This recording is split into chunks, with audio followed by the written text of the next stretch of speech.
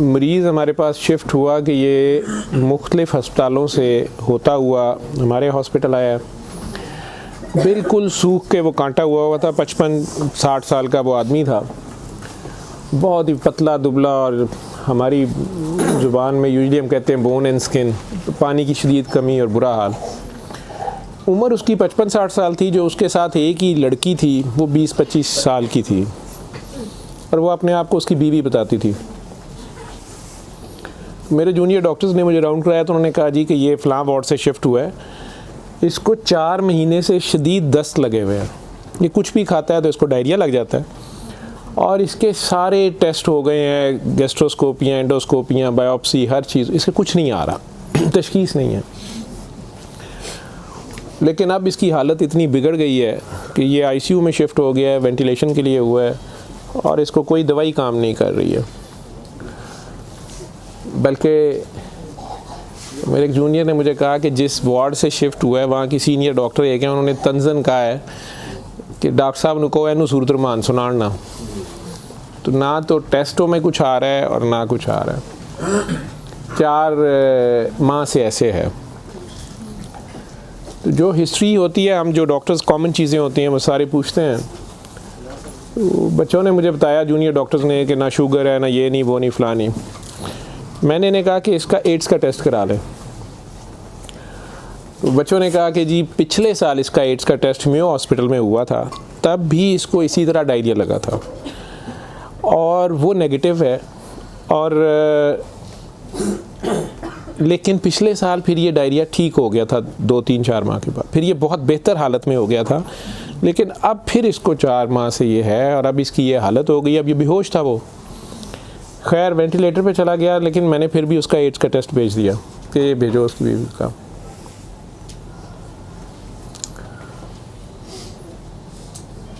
सूरह रहमान हमारे आईसीयू में वैसे ही लगती है, सुबह दोपहर शाम, कई बार मिस हो जाए, दिन में कम से कम एक बार ज़रूर लग जाती है। कोई ना कोई डॉक्टर नर्स ड्यूटी अपनी समझ के इसको लगा देते हैं। वो भी लग रही थी, सारे पेशेंट्स थे। जहाँ तक जितनी मेरी याददाश्त साथ देती है कि तीसरा दिन था तो मेरी जूनियर डॉक्टर का मुझे फ़ोन आया, बड़ा पैनिकी। उसने कहा कि सर ये पेशेंट जो है इसकी हालत तो ख़राब ही है, वैसे ही है, बेहतर नहीं हो रहा ये वाला पेशेंट, इस पर अचानक एक चेंज आई है कि ये सूरह रहमान जब भी लगती है, मैंने नोट किया है, लेकिन नर्सेज सुबह से बता रहे थे, लेकिन मैंने ये नोट किया अब कि जब भी लगती है इसके नाक और मुंह से वैसे उसके पाइप डाला हुआ था, फेफड़े, हम सांस उसको मशीन, सांस वाली मशीन से जो है ना वो उसके लिए पाइप डाला हुआ था, नाक में भी एक नाली थी मैदे के लिए, बेहोश था। उसने कहा जी इसके नाक में से सुंडियाँ उबलना शुरू हो जाती हैं बाहर को, और नर्सेज इसके ऊपर ड्यूटी करने से तंग हो रहे हैं। तो अब शक्कर एक मशीन होती है जिससे हम मरीज़ के अंदर से एक बलगम निकालते हैं जो नेगेटिव प्रेशर से सक करती है। तो सर इसको हम सक करते हैं, लेकिन ये नहीं समझ आ रही कि ये कहाँ से आ रहे हैं। मैंने कहा इसके मैदे से खींच के देखें, उन्होंने कहा जी उधर से नहीं आ रहे। मैं कि इनकी सांस वाली नाली से आ रहे हैं, जी उसमें से भी नहीं आ रहे। लेकिन जब सूरह रहमान बंद करते हैं ये ख़त्म हो जाते हैं, ये बाहर नज़र नहीं आते। यहाँ हमारी हड्डियों में खाली जगह होती है, उन्हें हम साइनस बोलते हैं डॉक्टर्स। तो मैंने कहा यार फिर इसके ये साइनस से आ रहे हैं, और मेडिकली हम इसे मैगट्स इन्हें कहते हैं हम। शुगर का मरीज़ बेचारा आखिरी स्टेज पे, कई बार उसके ज़ख़म बहुत ख़राब हो जाए तो उसमें कीड़े कई बार पड़ जाते हैं इस तरह। लेकिन ये चीज़ मैंने नहीं सुनी थी, और ना ही उसकी कोई, ना वो शुगर का मरीज़ था ना कुछ और था। मैंने डॉक्टर साहब से कहा कि आप जो है ना इसका ये तो अब एंटीबायोटिक्स जा रही हैं, सारा कुछ जा रहा है, वैसे इसके एड्स के टेस्ट का पता करें वो कब तक आएगा। तो मुझे लग रहा है कि इसकी क़ुव्वत मुदाफ़ियत कोई नहीं है, और ये कीड़े इस तरह पड़ गए। अगले दिन जब मैं राउंड पे आया तो मुझे एक और कहानी पता चली। उन्होंने कहा जी कि इसकी बीवी जो है ना उसने कल रात को हमारी स्टाफ से लड़ाई की है, और वो क्रिश्चियन हमारी जो स्टाफ है नॉन मुस्लिम, शायद उन्हें बड़े गुस्से में उसने कहा कि तुम लोगों ने हमारा मरीज़ ख़राब कर दिया और कीड़े डाल दिए हैं, आप लोगों की केयर अच्छी नहीं है। थी वो बिल्कुल लोअर सोशियो इकनॉमिक स्टेटस से, पुअर, जो अनपढ़ तबका जिसे कहते हैं। तो कहती जी उसने काफ़ी शोर डाला है कि मेरा मियाँ तो बिल्कुल ठीक ठाक था, ये कीड़े आप लोगों ने 3 दिन के अंदर डाल दिए हैं। तो वो डॉक्टर साहब कहने लगे कि बड़ा अच्छी दलील दी है जो ड्यूटी नर्स थी, वो इसको कहने लगी है कि इधर आओ, बल्कि उस नर्स ने हमारी ने नोट किया कि ये सूरह रहमान जब लगती है तो ये ऐसे होता है, तो उसी ने डॉक्टर को मेंशन किया, लेकिन ये औरत शोर डाल रही थी। उन्होंने उसको दूसरे 2 मरीज़ों के पास ले गए जो हमारे पास 5-6 महीने से बेहोश, एक के सर में चोट थी तो उसके दिमाग ख़त्म हुआ हुआ, एक को वैसे फालिज से दिमाग ख़त्म हुआ हुआ था, तो उन्हें घर भी नहीं ले जाया जा सकता था, तो 4-6 माह से वो हमारे पास आईसीयू में है। तो उन्होंने उन्हें कहा कि ये देखो, अगर कीड़े पड़ने होते तो ये 6 महीने से हमारे पास हैं, तो इनके तो ज़ख़म भी नहीं है, पीछे बेड सोर बन जाते हैं, कुछ भी है, तो आपके मरीज़ को ये हमने 3 दिन में करना था, तो इनकी कोई बीमारी ऐसी है और हमें एड्स वाला वो जो भी उन्होंने कहा कि जो टेस्ट हमने आपको दिए हैं ना कि करा के लाएं बाहर की लेबॉर्ट्री से या कहीं अंदर से, वो हमें ला के दो जाम से रिपोर्ट है। तो उसने कहा जी वो काफ़ी वैसे एग्रेसिव है, तो लेकिन उसके अलावा कोई और रिश्तेदार इसका है ही नहीं है और वो कोई चीज़ ला भी नहीं रही, दवाइयाँ भी हमने खुद अपने फ़ंड से शुरू कर ली हैं, इसका करना क्या है। और मसला ये है कि ये जिस वक्त सूरह रहमान लगती है तो ये कीड़े इसके अब तो आँखों से भी कुछ निकले हैं, तो इसके नाक और मुंह से उबलना शुरू हो जाते हैं, लेकिन जब हम बंद करते हैं थोड़ी देर बाद वो मुंह में कहीं नज़र नहीं आते। तो हमारा ये ख्याल था कि सूरह रहमान बंद कर देते हैं। इसकी बीवी ने भी कहा कि ये तुम लोग फिर बंद करो, पता नहीं क्या तुम लोग लगाते हो। तो वो जो हमारी नॉन मुस्लिम सिस्टर थी, उन्होंने उसे कहा कि मेरी बात सुनो, मुझे नहीं पता इसे क्या बीमारी है, लेकिन वो इसे प्रेयर कहती थी। उन्होंने कहा जब ये प्रेयर लगती है ना, ये कीड़े इसको छोड़ के भागते हैं, ठीक है। तो मैं तो कहती हूँ इसको 24 घंटे यही सुनाई जाओ। जब मैंने ये बातें सुनी तो खैर मैंने कहा कि इसकी बीवी को कहो कि वो रिपोर्ट का या हमें रसीद दे दें, हम खुद अपने तौर पे पता कर लेते हैं। वो मेरे राउंड करने के बाद वो बंदी खुद ही आ गई मेरे पास। वो मुझे नहीं पता था कि वही सिस्टर ने उसकी बिठा के कहीं काउंसलिंग की थी। उसे उन्होंने कहा कि इसको हमें शक है कि एड्स ना हो, कि इसकी कुव्वत मुदाफ़ियत नहीं है, इस तरह कीड़े इसको पड़ गए हैं, कुछ हो गया, शायद कमज़ोरी से हो गया, बीमारी की कमी से हो गया। तो ये उसका हम पता करना चाह रहे हैं। अदरवाइज़ तो जो दवाइयाँ हैं वो वही रहनी है। कुछ तरह की उसने बात की, कहती कि वो डर गई है थोड़ी सी और वो कहती मैंने बड़े डॉक्टर साहब से कोई बात करनी है। बहरहाल अब मुझे जितना याद है, मैं 1 साल बड़ी सोचा इसके ऊपर कि मैं इसको बयान करूं या ना करूं लोगों के सामने। उस औरत ने बड़ी खौफनाक कहानी मुझे सुनाई। जब उसे ये डर पड़ा ना कि इसको एड्स ना हो और उसको ना एड्स लग गई हो, अब वो मुझे कहने लगी इधर कमरे में आके कि डॉक्टर साहब ये जो मेरा मियाँ है ना, ये असल में जादूगर है। मैंने कहा आपने तो पहले दिन लिखवाया कि ये रिक्शा चलाता था और रिक्शा ड्राइवर है। उसने कहा जी ये रिक्शा ड्राइवर तो है, लेकिन ये जादूगर है, काला जादू करता है, लेकिन करता कुरान से था। मुझे हंसी आ गई, मैंने कहा कुरान से काला जादू कैसे हो सकता है। बहरहाल टू कट इट शॉर्ट, उस औरत की हमारे वो डॉक्टर्स ने मुझे, चूँकि वो वीडियो मेरे पास वो सिर्फ पड़ी है जिसमें वो कीड़े प्लेट में हमारी उसे हम डिश कहते हैं, उसमें वो निकाल के वो डाल रहे थे, तो मुझे उन्होंने भेजे कि इसका करना ये क्या है। पहली रात जब उन्होंने मुझे मैसेज किया रात को व्हाट्सएप पे, तो वो वीडियो मेरे पास पड़ी हुई है। औरत ने मुझे बताया जी कि मैं खुद किसी की बीवी थी, उसकी माँ मुझे बड़ा तंग करती थी और मैं चाहती थी कि ये मेरे अंडर आ जाए। मुझे किसी औरत ने, दूसरी ने बताया, हमसाई ने बताया कि ये खामन तुम्हारा गुलाम हो जाएगा, तुम इसके पास चली जाओ। बाकी तफसीलात में मैं नहीं जाता, जो कुछ उसने मुझे बताया, उसने कहा जी कि ये इसका जादू का तोड़ ही नहीं था और इसका काम लाजमी इसका होता था, ये जैसे भी करता था। तरीक़ाकार उसने क्या कहा जी, इसने कमरे में अंदर एक गाँव तकिया रखा होता था, उसके ऊपर इसने वो जिस तरह स्माइली होता है, जो मुझे समझ आई कि उसने कोई बुत सा बनाया हुआ था, उस कमरे में ये बैठाता था और वो लोगों को पहले तो कुरान शरीफ भी पता नहीं पढ़ने को कहता था, कुछ करता था, फिर उनकी बात सुनता था, सारा कर करा के जो मुझे उसका तरीक़ा वारदात समझ आया या जो भी था। उसने कहा जी कि जो गरजमंद होता था ना, वो दीवाना, औरतें बड़ी दीवानी होती थी, ठीक है, या यंग लड़के लड़कियां कि मेरी वहाँ शादी हो जाए, वहाँ हो जाए, औलाद हो जाए, कई लड़के आते थे। तो जो उसने सबसे गंदी बात मुझे बताई, बड़ी फजूल जो उसकी हरकत थी या जो भी, वो इस्लाम तो हो ही नहीं सकता। उसने कहा जी ये उन औरतों को, और अपने बारे में उसने कहा कि मैंने भी ये गलती की, मेरे से भी ये गुनाह हुआ, लेकिन मुझे गुनाह स्वाब का इतना नहीं पता था। तो ये पहले वो तकिए को सजदा कराता था, खुद उसके पीछे खड़ा हो जाता था। फिर वो कहता था कि ये असल में तुम लोगों पे काला जादू हुआ है, इसको तोड़ने के लिए पता नहीं नूरी बड़ा ज़रूरी है, ठीक है। फिर वो हमें कहता था कि वज़ू करके आओ, ठीक है। वज़ू करके आते थे, वो पता नहीं कौन सी सूरत पढ़, वो कई सूरतें मिक्स करता था। ये सब करते कराते 1-2 सेशनों के बाद कुछ नहीं लेता था। फिर जो ज़्यादा लोग अपने काम के पीछे दीवाने होते थे, उनको वो बताता था कि इसमें बड़े पैसे भी लगेंगे, ये जान पे खेलना पड़ना है, पता नहीं क्या करना, और तुम्हें भी मेरे साथ करना पड़ेगा, इसमें बड़ा कुछ जो है ना रिस्क है, लेकिन काम तुम्हारा हो जाएगा। वो जो भी उसकी कहानियाँ थी, जो उसको बाद में किसी और वजह से पता चली, जो मुझे वो बता रही थी कि जी ये औरतों के साथ भी और यंग लड़कों के साथ या मर्दों के साथ भी गलत काम करता था। फिर उन्हें अपना गंद खाने पे मजबूर करता था। फिर उन्हें पता नहीं कौन से कोई आयत, मतलब आयत बनाई हुई थी या कोई नाम था पता नहीं क्या, कि अरबी के जी ये पढ़ के ना तुमने ये मिक्सचर जो है ना, ये हंडिया पकाते हुए थोड़ा सा बीच में गंद डाल देना है और अपने खामन को खिला देना है, या उस लड़की को खिला देना है, या उसको खिला देना है। तो मैं अपने खामन के साथ ये सारा कुछ किया मैंने। अब मुझे बताएं कि जब वो उस बंदे के साथ ही सो गई तो वो उसका खामन तो वो रहा ही नहीं है ना, तो ना वो मुसलमान रही है, ना वो ये हरकतें सारी। अब उसके बाद बकौल इन खातून के, इस लड़की के, कि जी वो खामन जो मेरा था उसमें तो तब्दीली नहीं आई, उसने मुझे फुल मारना शुरू कर दिया। और मुझे इसकी, मेरे तड़प इसकी तरफ भागती थी कि मैं इसके पास आऊँ। तो फिर मैंने इसके पास वैसे आना शुरू कर दिया कि मैंने तुम्हारे साथ शादी करनी है, मैंने उधर से तलाक लेनी है, मैंने ये करना है, वो करना है। तो मैं उन्हें बताए बगैर इसके पास आ गई।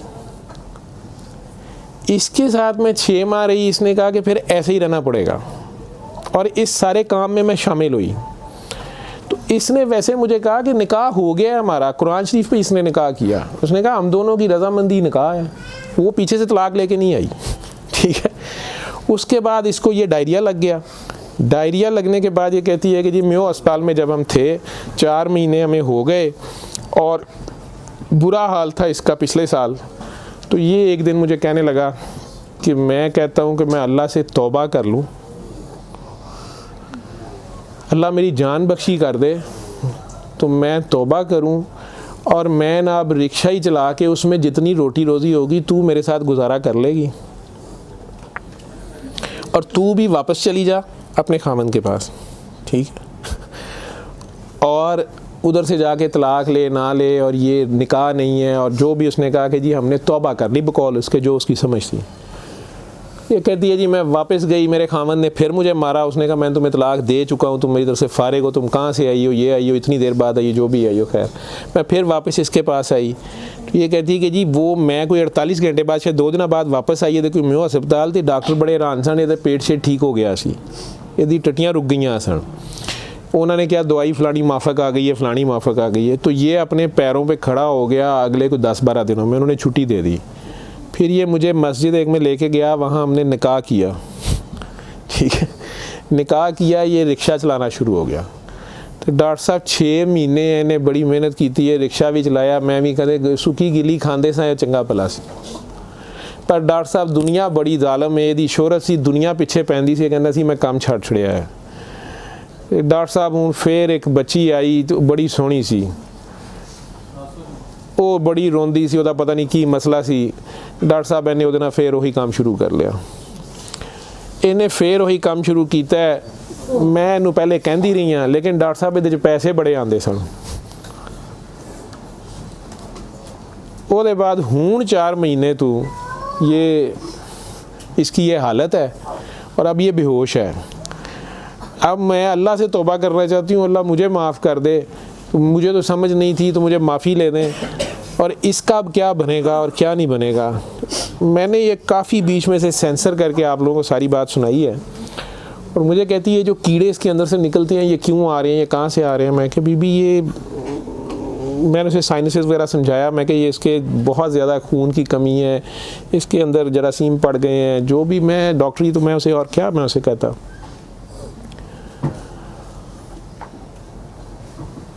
और उस वक़्त सारी बात सुना के तो उसने वो रिपोर्ट अंदर से निकाली और मुझे कहती है जी ये रिपोर्ट में तो इसको HIV की रिपोर्ट थी कि जी वो उत्थे रिपोर्ट वाले मैनू कहा है कि डॉक्टर साहब फौरन जाके दिओ तो तुसी वो लैबोरेटरी में कहीं पूछती रही तो उन्होंने कहा जी तुसी उत्थों जाके पुछो तो मैं दसिया मेरे खावन दी मैनू दसो, उन्हें कहा तुसी अपनी भी कराओ।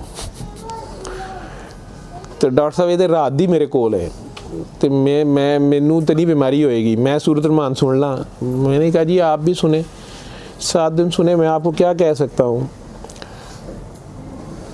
1 दिन वो और ज़िंदा रहा, बंदा मर गया, आखिर तक उसके कीड़े वो आते रहे उसी तरह। जब भी वो सूरह रहमान लगती थी वो ऐसे होता था जैसे उबलते थे बाहर को, नाक से उसके, मतलब वो 1-2 नहीं होते थे कि जिन्हें आप पकड़ के साइड पे कर दें। मैंने बताया ना कि वो शक्कर मशीन रख के तो उससे वो शक्कर में हम शक करते थे उसको सारा, वो मशीन में जाते थे, लंबी सुनियाँ उसकी नाक से मुँह से। और आखिर में वो औरत भी उसकी डेड बॉडी लेने में भी तैयार नहीं थी। नहीं जी ये मैं इन्हू कितने दबांगी, ये वो। मैं कहा नहीं अब इसको ये तो आप नहीं लेके जाना, हम हॉस्पिटल से हम और क्या कर सकते हैं। अल्लाह जाने कि ये साल पुरानी बात हमारे हॉस्पिटल में रह के गया है पेश। अव्वल तो मुसलमान ना जादू कर सकता है, अगर वो जादू वाला इल्म कहीं से सीख भी लेता है या अपने तरीके से वो समझता है वो जादू कर रहा है तो वो मुसलमान नहीं रहता।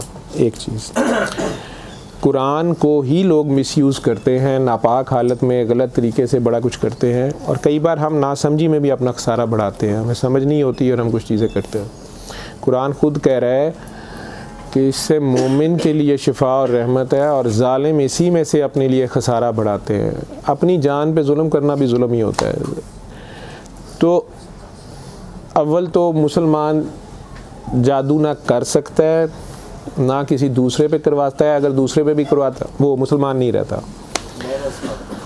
जब आप जादू के चक्कर में पड़ेंगे ये खुद शिरक है, आप अल्लाह बनने की कोशिश कर रहे हैं ना, आप अपनी मर्ज़ी के रिज़ल्ट्स लेने की कोशिश कर रहे हैं, ठीक है, माफुकुल फितरत तरीके से। और फिर उससे ज़्यादा बड़ी बदबख्ती कि अल्लाह के कलाम को मिसयूज़ करके सारा करके, तो वो मुसलमान नहीं रहता। मैंने उस दिन भी बताया था, वो बच्ची अमेरिका से जो फ़ोन कर रही थी आप लोगों के सामने, यहाँ मैंने उसे कलमा शहादत पढ़ाया था, उसे दोबारा कलमा पढ़वाया था क्योंकि उसको पता नहीं था। यहाँ वो आई तो वो उससे यही काम किसी और ने करवाया, वो मुसलमान रह ही नहीं गई हुई थी और खामन से लड़ाई उसकी चल रही थी, उनका आपस में फसाद हो जाता था, ठीक ठाक प्रॉब्लम में थे। उससे दोबारा से बावजू हो के आप कलमा पढ़ें। ज़िंदगी में अगर ऐसी कभी गलती कर दी है तो अल्लाह से माफ़ी मांगे, अल्लाह नबी से, और दोबारा से कलमा पढ़ के मुसलमान हो। दूसरा, अगर आप में से किसी को वहम है कि आप लोगों पे जादू है तो किसी बाबे के पास जाने की ज़रूरत नहीं है। ये तो फटाफट आप लोग कहते हैं कि जादू बरहक है और जी जादू नबी करीम सल्लल्लाहु अलैहि वसल्लम पे भी हो गया था। नबी करीम सल्लल्लाहु अलैहि वसल्लम ने उसको कैसे तोड़ा था, उन्होंने क्या तरीका बताया? एक बार सूरह फलक, एक बार सूरह नास, या आप 3 बार सूरह फलक 3 बार सूरह नास पढ़ लें, जादू ख़त्म हो गया। औज़ु बिल्लाहि मिनश शैतानिर रजीम पढ़ते ही ख़त्म हो गया। वैसे तो मुसलमानों पे तो होता ही नहीं है। मैंने सूरह मोमिनून की 89 आयत बार बार रेफरेंस दिया है, मैं किसी बहस में नहीं मजहबी में पढ़ना चाहता। अल्लाह बड़े वाज़ेह तरीके से उसमें बता रहे हैं कि इनसे पूछो, सूरह मोमिनून में 84 से 89 तक, इनसे पूछो कि आसमान और ज़मीन का मालिक कौन है, ये सारा कुछ किसने बनाया, ये फ़ौरन कहेंगे अल्लाह ने।